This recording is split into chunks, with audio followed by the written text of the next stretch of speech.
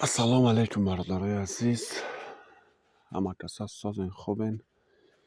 چقدر ببینید امروز برادرای عزیز 18 ایول و کورس در بانک های تاجیکستان باشد 1000 روبل 120 تومان و 50 درهم در بانک ملی تاجیکستان. بانک از خط 1000 روبل 120 تومان. دوشنبه سیتی اسپیتامین هومو 1000 روبل 120 تومان.